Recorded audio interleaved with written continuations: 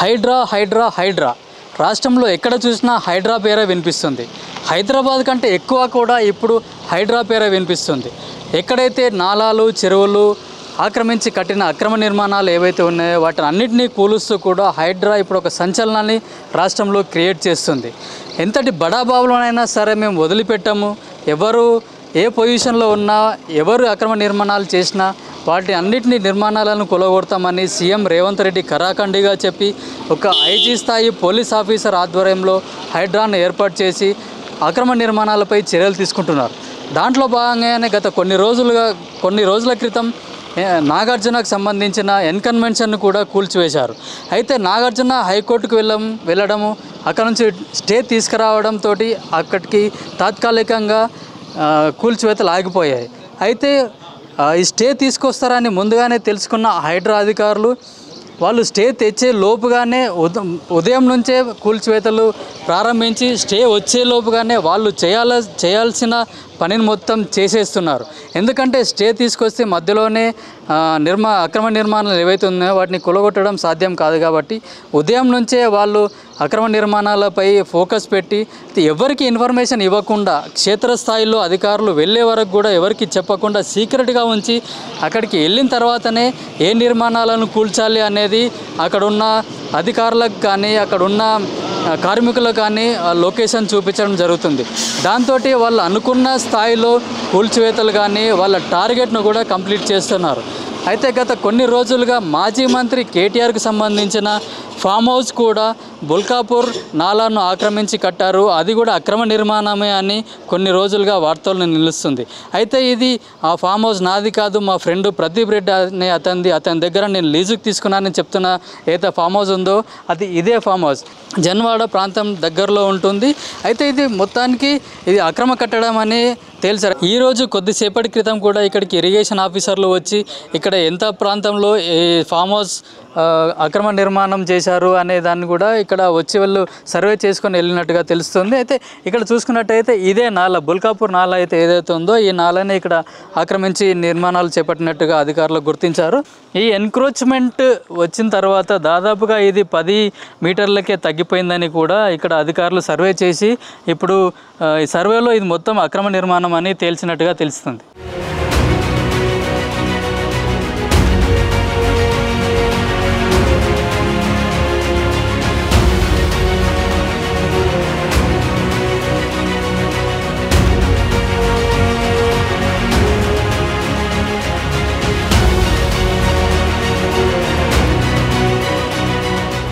ఇప్పుడు మనం బుల్కాపూర్ నాలా దగ్గర ఉన్నాము. ఇక్కడ చూసుకున్నట్టయితే ఈ నాలా దాదాపు 50 మీటర్లు ఉండేదని అధికారులు సర్వేలో తేల్చారు. అయితే ఈ నాలా మొత్తం 50 మీటర్లు ఉండేదైతే దాన్ని ఆక్రమించి ఇక్కడ ఫెన్సింగ్ వేశారు. ఇది మనం చూసుకోవచ్చు. ఈ ఫెన్సింగ్ వేసిన ప్రాంతం దాదాపు నాలాకు సగానికి పైగా ఎక్కువగా ఆక్రమించి ఫెన్సింగ్ వేసినట్టు తెలుస్తుంది. ఈ ఫెన్సింగ్ వేసిన తర్వాత ఈ నాలా కేవలం 10 మీటర్లుగానే ఉన్నట్టుగా అధికారులు తేల్చారు. ఈ ఫామ్ హౌస్లో ఇక్కడైతే ఏదైతే ఉందో ఈ బుల్కాపూర్ నాలాను ఆక్రమించి కట్టినట్టుగా అధికారులు తేల్చారు. అయితే అధికారులు సర్వే చేసిన తర్వాత ఈ సర్వే రిపోర్ట్ను హైడ్రా అధికారులకు ఇచ్చి ఎంత మేరకు ఆక్రమించారు అనేది వాళ్ళు ఒక రిపోర్ట్ ఇస్తున్నట్టుగా తెలుస్తుంది. రిపోర్ట్ వచ్చిన తర్వాత హైడ్రా అధికారులు ఈ ఫామ్ హౌస్ పైన చర్యలు తీసుకునే అవకాశం ఉన్నట్లుగా తెలుస్తుంది. అయితే వాళ్ళు రిపోర్ట్ ఇచ్చిన తర్వాత ఎన్ని రోజుల్లోపు దీన్ని కూలుస్తారు అనేది మాత్రం ఎవరికి ఎక్కడ కూడా మీడియాకు కానీ అక్కడ ఉన్న ఆఫీసర్లు కానీ ఎవరికి కూడా లీక్ చేయట్లేదు. ఎందుకంటే ఒకవేళ లీక్ కనుక చేస్తే వాళ్ళు లీగల్గా యాక్షన్ తీసుకునే అవకాశం ఉంటుంది. మేము వాళ్ళ టార్గెట్ ఏదైతే ఉందో అయితే దాన్ని మేము రీచ్ కాలేము అనే ఉద్దేశంతో వాళ్ళు ఎవరికి కూడా ఇన్ఫర్మేషన్ లీక్ చేయట్లేదు. వాళ్ళు కూల్చివేతలు చేసే సమయానికి కూడా ఎవరికి చెప్పకుండా కేవలం అధికారులకు ఆ లొకేషన్లోకి వెళ్ళిన తర్వాతనే ఎక్కడ ఏ కన్స్ట్రక్షన్ను కూల్చాలనేది కూడా అధికారులకు చెప్తున్నట్టుగా తెలుస్తుంది. అయితే ఇంత పకడ్బందీగా హైడ్రా ఒక ప్లాన్ ప్రకారము హైడ్రాతో పాటు ప్రభుత్వం కూడా ఒక ప్లాన్ ప్రకారం ఎక్కడైతే అక్రమ నిర్మాణాలు ఉన్నాయో ఎక్కడైతే చెరువులను నాలాలను ఆక్రమించి కట్టిన నిర్మాణాలు ఉన్నాయో వాటన్నింటినీ కూల్చే పనిలో ప్రభుత్వం ఉంది. అయితే ఇప్పటికే ఈ ఫామ్ హౌస్ నాది కాదు అని చెప్తున్న కేటీఆర్ తన ఫ్రెండ్ అని చెప్పారు. దీనిపైన కూడా ఈ ఫామ్ హౌస్ను కూడా కూలుస్తారనే వార్తలు రావడంతో హైడ్రా ఎప్పుడైనా వచ్చి మా ఫామ్ హౌస్ పైన బుల్డోజర్ పెడుతుందనే ఉద్దేశంతో వీళ్ళు ఇప్పటికే హైకోర్టుకి వచ్చి దీని మీద స్టే తీసుకురావడం జరిగింది. అందరి దృష్టి మాత్రం కేటీఆర్ ఫామ్ హౌస్ అనే ఒక ముద్ర పడిపోయింది దీనిపైన.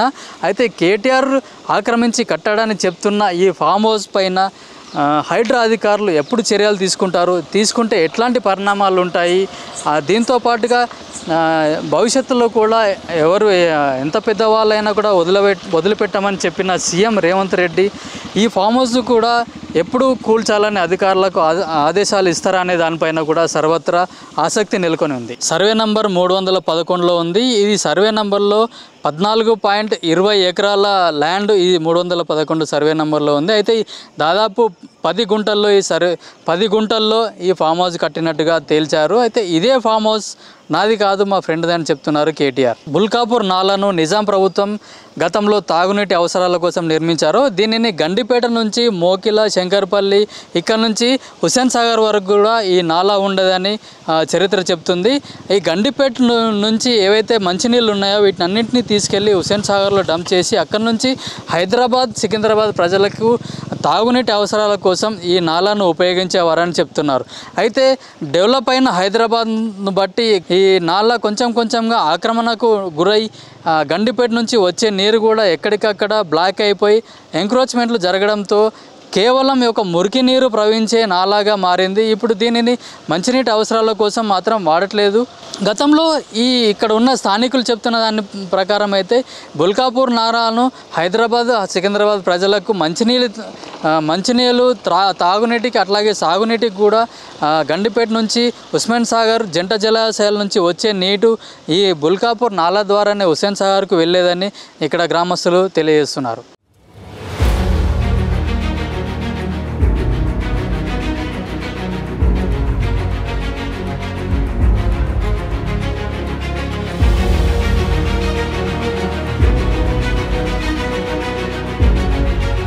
శివారు ప్రాంతాలైన కొన్ని విలేజ్లలో కూడా ఎక్కడైతే చెరువులు, కుంటలు ఆక్రమించి నిర్మించిన ఫామ్ హౌస్లు ఉన్నాయో వాటిపైన కూడా రేవంత్ ప్రభుత్వం ఫోకస్ చేసింది.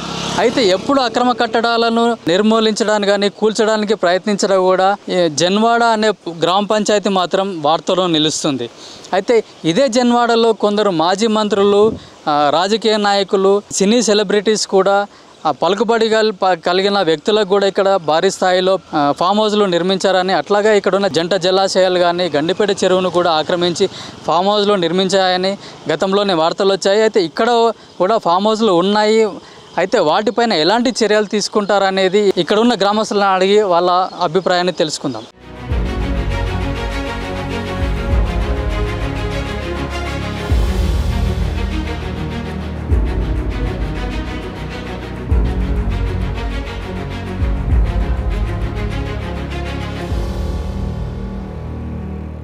ఈ ఊర్లో ఉన్న చెరువులు నాలాలు కూడా అన్ని కబ్జాలు చేసి వాళ్ళు కట్టినంటున్నారు కదా.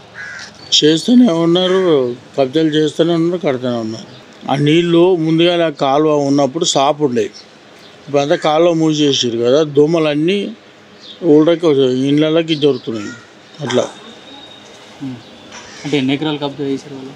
అది కేటీఆర్ చేసిందంటే అది అక్కడ మన మేఘన్గడ్డ అక్కడ, అది ఇక్కడ కాదు. ఇదేమో ఈ గండిపేట చెరువు, జొన్నవాడ చెరువు ఉంది, అది అక్కడ నుంచి కాలువ అక్కడ నుంచి బాగా దూరం ఉందన్నమాట. ఇక అక్కడ ఫంక్షన్ అక్కడ వస్తే నేను కాలువ చూపిస్తాను. గండిపేట చెరువు కూడా మొత్తం ఇక్కడ గండిపేట చెరువు, జొన్నవాడ చెరువు ఆనుకునే ఉంది. ఇక్కడ గండిపేట ఇక్కడ ఈ సైడ్ ఉంటుంది. ఇక్కడ కూర్చున్న జాక్ టెక్స్ అంటే మా యారం కాదు, ముష్టిపాట్లు వాడొద్దు. మా ఊరు ఏ ఊరైనా వాడుకోరు, మాకు అవసరం లేదు. కానీ మా ఊరు మటుకైతే వాడొద్దు. ఇగో ఇంత సడాకున్నది, ఇగో గిన్నె ఇల్లు ఉన్నది, ఇదంతా కూల కొడతారు. ఎవరికి వస్తాయి? మా ఊరికి ఏం రావు. వచ్చినా మేము మింగుతాం. కానీ ముష్టిపాల్ట్ అనేది మా ఊరికి రావద్దు. మాకు ఇచ్చిన కాదు, మాకు వచ్చిన 2000 చాలు. అన్ననే తింటాం, తాగుతాం. కానీ ముష్టిపాలు రావద్దు మా ఊరు. ఇంకేమో మా ఊర్లాగానే ఉంటాం, మేము ఊర్లాగానే ఉంటాం సారు. కానీ ముష్టిపాలు మటుకు రారు. అది బిల్డింగ్ మన ఎంట వస్తుంది, వస్తుందా ఎంట? ఏడున్నది నీ ఇల్లు అన్నట్టు అదే వంట వస్తుంది. ఆడనే ఉన్నది ఇల్లు. ఈ మున్సిపాలిటీకి ఏడున్నది? మున్సిపాలిటీ రావద్దు సారు, ఇక ఆమె మాట్లాడేవాడుకుంటారు. మున్సిపాలిటీ రావద్దు, వద్దా అంటే వద్దు, మున్సిపాలిటీ రావద్దు.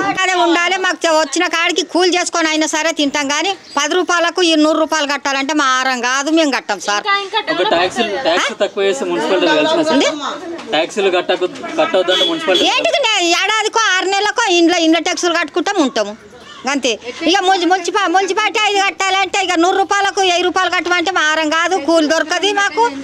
ఇక ఏదో మేము ఉప్పు కారమో తింటాం, గట్టినే బతుకుతాం. మున్సిపాలిటీ అయితే మా జొన్నాడకు రావద్దు. ఎట్లా తీసుకునేది అట్లా తీసుకుంటున్నారు. పోయిది పంచాయతీ ఆఫీసు ఎక్కువ ఏం తీసుకుంటలేరుగా మా తాన. మీకు ట్యాక్సులు తక్కువ చేసి మున్సిపాలిటీలో కలుపుతామంటారు. అప్పుడు మేము కల్పనీయం అందరికంతా ఊరంతా లారీలు కట్టుకొని కూడా పోతాం. ఏడ మున్సిపాలిటీ ఉందో ఆడికి పోయి ధర్నా చేస్తాం. మిర్జాగూడ సర్పంచ్ రవీందర్ గౌడ్. మరి ఈ పిరంగి కాల్వ కొంచెం మరమ్మతులు చేయాలని మేము ఎంతో బాధ వ్యక్తం చేసినాం. ఎంపీ గారికి ఇంకా గవర్నమెంటు సంబంధిత అధికారులకు అందరికీ చేస్తే ఈ యొక్క మోరి కట్టిరు, ఇక్కడ రోడ్ వేసారు. ఈ పిరంగి కాల్వ మరమ్మతులు చేస్తే బాగుంటుంది. మళ్ళీ దోమలు చాలా డెంగ్యూ వ్యాధి వచ్చేసి చాలా ప్రాబ్లమ్స్ అవుతున్నాయి. ఈ మరమ్మతులు చేయాలి పిరంగి కాల్వనని. గతంలో సర్పంచ్గా ఉన్నారు కదా, అంటే సర్పంచ్గా ఉండి మీరు చేయాల్సిన పనులే కదా ఇవన్నీ. ఇప్పుడు మీరు అధికారులు చేయట్లేదు అది ఇదని మాట్లాడుతున్నారు. ఫండ్స్ కావాలి, శాంక్షన్ చేయండి అని మేము చాలామందికి విజ్ఞప్తి చేసుకున్నాము. ఫండ్స్ లేనందువలన ఇదంతా మురికి బాగా విచ్చలవిడిగా మురికి నిండిపోయింది. ఇది ఇప్పుడు ప్రస్తుతానికి 66 ఫీట్ల కాల్వ కట్ట కలిపి 66 ఫీట్లు. ఇది 66 ఫీట్లను కట్ట కాల్వ కలిపి ఈ కాల్వను మరమ్మతులు చేయాలని కోరుతున్నాం. గత ప్రభుత్వం కూడా నిధులు ఇవ్వలేదా? ఇప్పుడున్న ప్రభుత్వం నిధులు ఇస్తలేదా? గత ప్రభుత్వం ఇవ్వలేదు నిధులు. ఈ ప్రభుత్వానికి కూడా మేము ఎమ్మెల్యే గారి దృష్టికి కూడా తీసుకెళ్ళినాం. చేస్తాము. ఇప్పుడు తొందరలోనే శాంక్షన్ చేయిస్తామని మొన్న రీసెంట్గా ఎమ్మెల్యే గారు కూడా ఈ జన్వాడ విలేజ్ను విజిట్ చేసిపోయాడు. అంటే ఈ మధ్యలో హైడ్రాని కొత్త గవర్నమెంట్ ఇంట్రడ్యూస్ చేసి ఎక్కడైతే అక్రమ కట్టడాలు కట్టిర్రో వాటిని అన్నింటినీ కూలగొడుతున్నాయి. అయితే మీ గ్రామంలో కూడా అట్లాంటివి ఏమైనా ఉన్నాయా? అంటే హైడ్రా మీద మీ ఒపీనియన్ ఏంటి సార్? మేము ఏ వ్యక్తులను విమర్శించకుండా ఇప్పుడు నిబంధనలకు విరుద్ధంగా ఎవరు చేసినా కానీ అది చర్యలు తీసుకోవాలని. ఇప్పుడు ఎఫ్టిఎల్ బఫరు అనేది ఉంటుంది కదా. ఇప్పుడు హైడ్రా ఏం జియో పాస్ చేసారు దానికి నిబంధనల ప్రకారంగా చేస్తే ఎవరికేం అభ్యంతరం. ఇప్పుడు మా పట్టాల మేము కట్టుకున్నామని అంటారు. ఎంక్రోచ్మెంట్ జరిగింది జరగలేదు, ఏ శాఖకు సంబంధించిన వాళ్ళు ఏ డిపార్ట్మెంట్కి సంబంధించిన వాళ్ళు దాన్ని పరిశీలించాలి. ఇప్పుడు ఇది ఎఫ్టిఎల్లా బఫరా, ఎఫ్టిఎల్ అయితే ఏంటి, బఫర్ అయితే ఏంటి, 111 మొత్తం 111. ఇక మేమైతే ఊరు ఇడిచిపెట్టి వెళ్ళిపోయేది అయితే లేదు.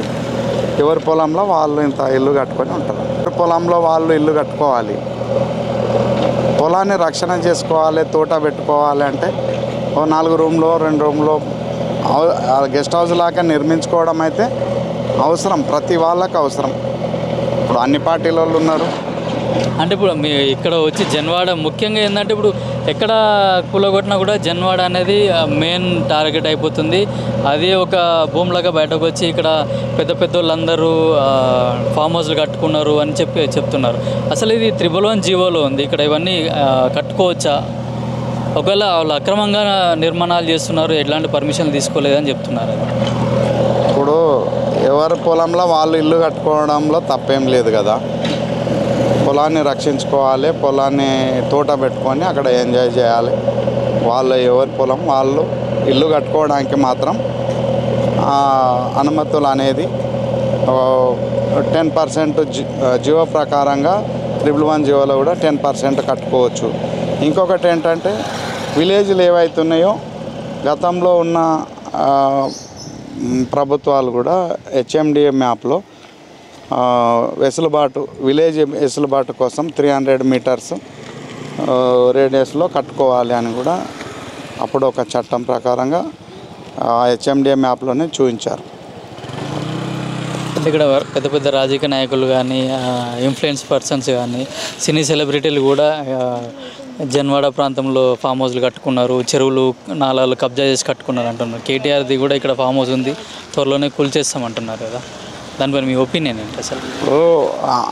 ఎవరు కూల్ చేసినా నిబంధనలకు విరుద్ధంగా ఉంటే యాక్షన్ తీసుకోవచ్చు.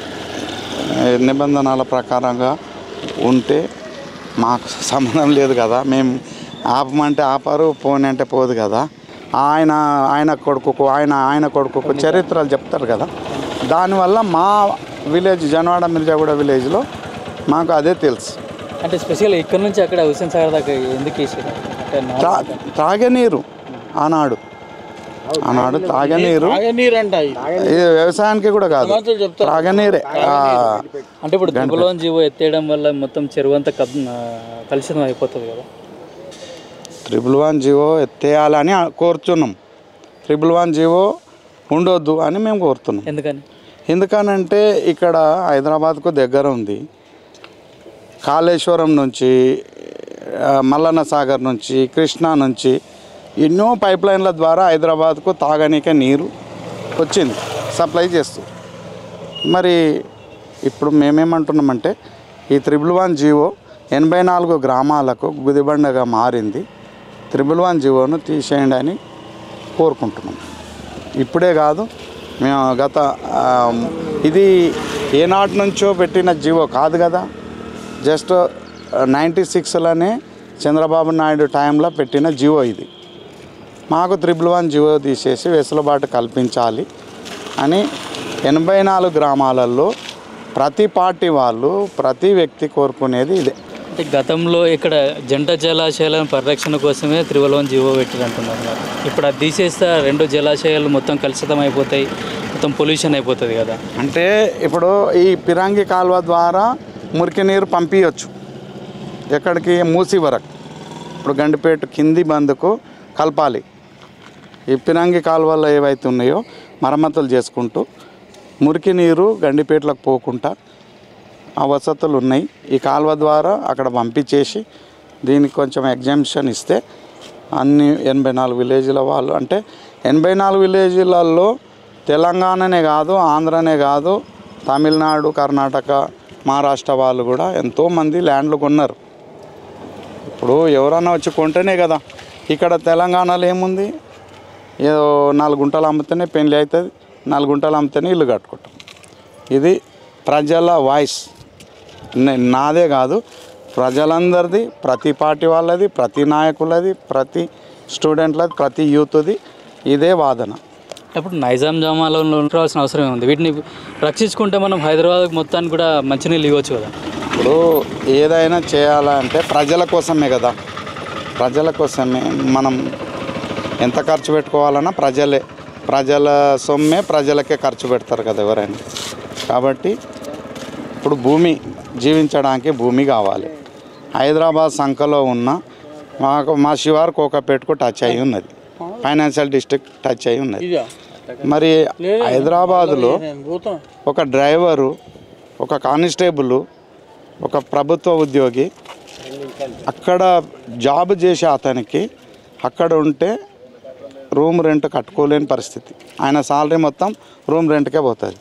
వాళ్ళు వచ్చి ఇక్కడ జన్వాడ, మహారాజ్పేట, ఇక్కడ మిర్జాగూడ, ఖానాపూర్, వటినాలపల్లి కొంచెం తక్కువ రెంట్ దొరుకుతుందని ఇక్కడ వచ్చి ఉంటున్నారు. రెంట్లకు ఇండ్లు ఉన్నాయా అని వాళ్ళు వచ్చి అడగడం, గచ్చిబౌలి నుంచి ఇక్కడ ఖాళీ ప్లాటు ఉన్నా ఏదున్నా పొలాలన్నా 4 రూములు వేసి కిరాయిలు వస్తాయి అని అభివృద్ధి చెందుతున్నారు. అంటే ఇప్పుడు కేవలం రియల్ ఎస్టేట్ డెవలప్మెంట్ కోసమే త్రిబుల్-1 జీవో తీసేయమంటున్నారా, లేకుంటే తీసేస్తే ఇక్కడ విలేజ్ ఏమైనా డెవలప్ అవుతుంది?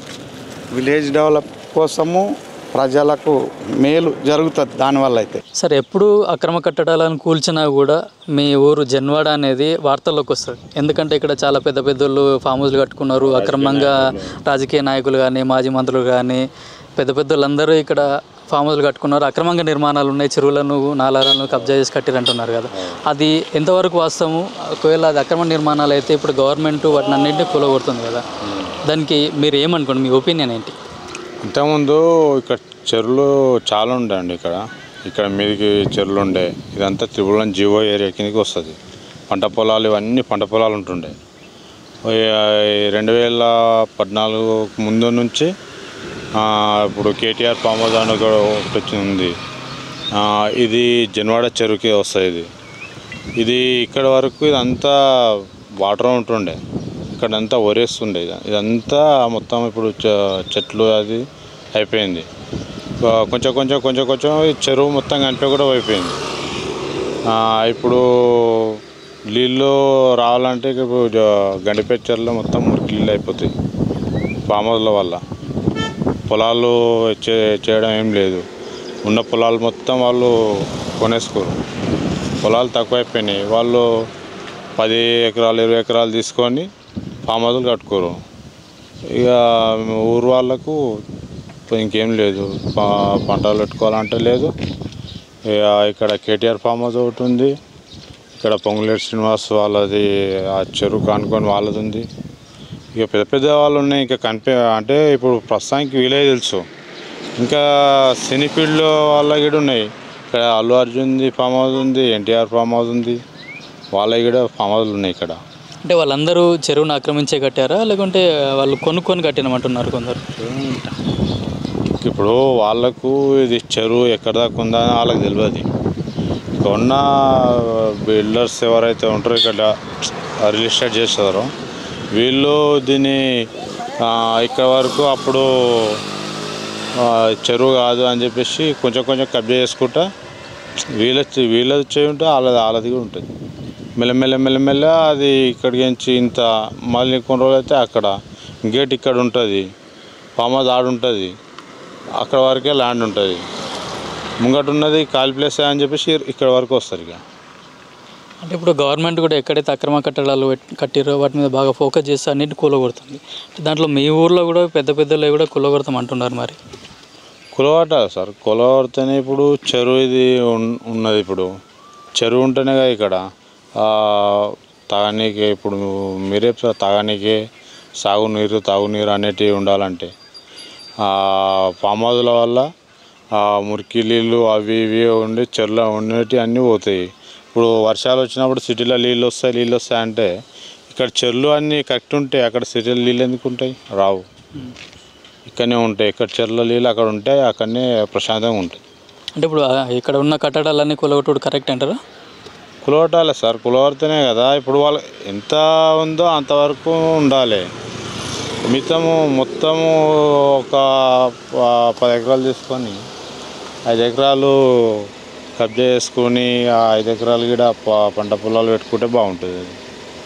ఇప్పుడు అక్కడ గండిపేటలో మొత్తము ఒక 400-500 ఎకరాల్లో ల్యాండ్ ఉంది.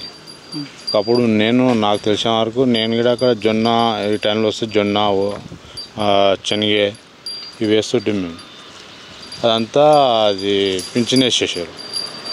అది కొన్ని ఇక్కడ నుంచి 4-5 ఊళ్ళు ఆ పంట మీద బతుకుతుండే. ఇప్పుడు దానికి పెంచిన ఎట్లా వేసేసారు మొత్తం, అక్కడ అవతల కోనియకుండా వేసారు. ఫామ్ హౌస్లకేమో పెంచిన అవన్నీ ఏముండవు, డైరెక్ట్ ఎంతవరకైనా వెళ్ళిపోతారు. మేము పంటలు వేసుకుంటామంటే కూడా మాకు పెంచిన వేసేసారు, వీడికి అదకి వేసేసారు. ఇక్కడ నుంచి గండిపేటకి చేస్తే అక్కడ మహారాష్ట్రపేట అని ఉంటుంది మా ఊరు అవతల, అక్కడ దాకా పెంచిన వేసేసారు. మేమే వరి పంట వేస్తుంటాం ఇప్పటికి, అది పెంచిన వేసేసింది. ఇప్పుడు వరి పంట మేము కూడా వేయట్లేదు. అంటే అక్కడ మిమ్మల్ని కూడా ఊరోళ్ళని కూడా రానిట్లేదు కదా, ఇంత దీనికంటే హైట్ అది జాలి అని లెక్క వేస్తారు, అదే చేసారు. ఇంకేడా వెళ్తాం, అక్కడ వెళ్ళలేం కదా. అంటే వాళ్ళు ఫామ్ హౌస్ కట్టుకోవడం వల్ల మీరు ఉపాధి కూడా కోల్పోయిందంట.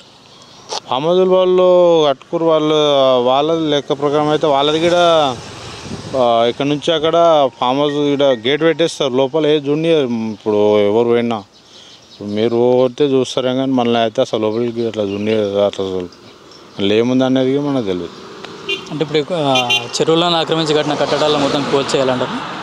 కూల్చేయాలి, కూల్చేస్తేనే అందరి ఎవరి నీది నాది మా పార్టీ మీ పార్టీ అని కాదు, మొత్తం కూల్చేస్తే మొత్తం అందరూ కూల్చేసేయాలి. యువతన కాదండి, ఫామ్ హౌస్ల వల్ల తాగునీరుకు కాలుష్యం ఎక్కువైతే అదేంటి మన తాగునీరు దొరకదు. మళ్ళీ ఒకటి ఫామ్ హౌస్లు ఒక్కొక్కరికి అంత పెద్ద ఫామ్ హౌస్లు అవసరం లేదు. ఫ్యూచర్లో తిన్నిక రైతుకు పండించుకోనికి భూమి కూడా దొరకదు. ఫామ్ హౌస్లో అక్రమాల కబ్జా భూములు ఉంటే అది పేదల కన్నా వస్తే వాళ్ళు పంటలను వేసుకుంటారు. ఫామ్ హౌస్లో అక్రమాలలో వాళ్ళు సొంత భూములు ఉంటే ఏమని చేసుకొని, కానీ అక్రమంగా ఉన్నదాన్ని మాత్రం కూల్చేయాలి. అదే మాలాంటి చిన్నవాళ్ళు చేస్తే ఊరుకోరు కదా, పెద్దవాళ్ళ ఫామ్ హౌస్లన్నీ కూల్చేసేయాలి. పార్టీలకు అతీతంగా అక్కడ ఎంత పెద్దవాళ్ళు ఉన్నా సరే, ఎంత సెలబ్రిటీలు ఉన్నా సరే, చెరువులను కానీ నాలాలను కానీ ఆక్రమించి కట్టిన నిర్మాణాలను ఖచ్చితంగా కూల్చేయాలని జన్వాడ ప్రజలు కోరుకుంటున్నారు. కెమెరామెన్ శ్రీకాంత్తో కిరణ్ కుమార్, పల్లవి న్యూస్, జన్వాడ నుంచి.